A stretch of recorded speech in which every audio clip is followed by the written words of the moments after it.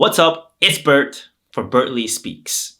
You know what situations I used to hate being in because I never knew what to do or I never knew what to say. It will be when a friend comes to me to vent, to tell me about their problems.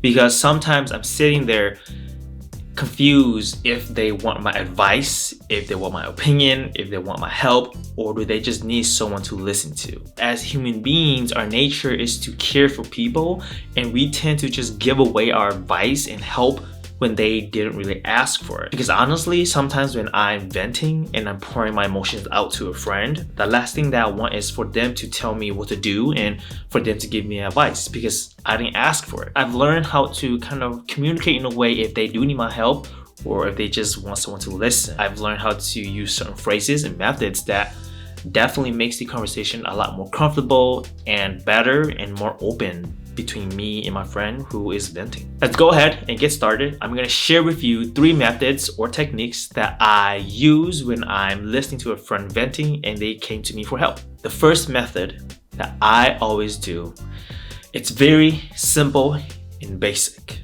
I state their name. Yes, the most basic of all is by stating their name. The reason why stating their name first is important instead of just saying, "Hey bro, what's up?" or "Hey bro, what's going on?" By saying their name, you are acknowledging that they are here.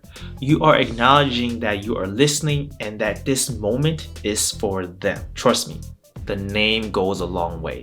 Because how often do you hear your name? So after listening to your friend vent for hours or for 30 minutes, however long it went, at the end of it, you could be sitting there like how I was in the beginning, like, okay, now do I give my opinion or now what do I say? Because sometimes comforting people, it's a little uncomfortable and it's not the best. And if you don't know how to do it, it could get really awkward because I definitely had to learn how to not make it awkward, to making it more of a conversation where I'm actually helping my friend.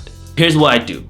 I always ask for permission. Like I mentioned earlier, what if they didn't want your advice? What if they didn't want your opinion in the beginning?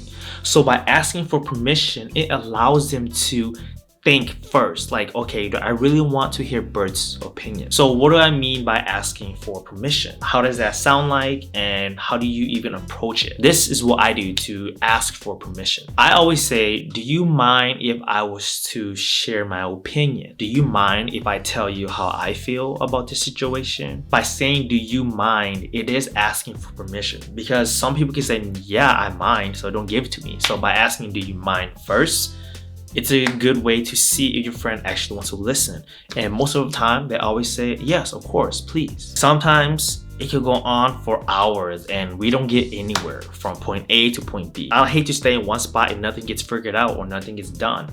Even if they're just simply venting, because I want to make sure that whatever they vented out, they also find a solution at the end because that's what's going to make them feel better so they can move on and have a better day the next day or the following day or the following week. I always like to say this phrasing by making sure that my friend understands where I'm coming from and that I'm not telling them what to do. Because again, I hate when people tell me what to do, so a friend will hate it when you tell them what to do as well. There's one word that I try my best to avoid when sharing my own advice, which is the word you. When giving advice, I feel like the word you sounds a little bit too demanding and forceful because the word you sounds like you are telling your friend what to do. For example, I think you should try this. I think you should do this.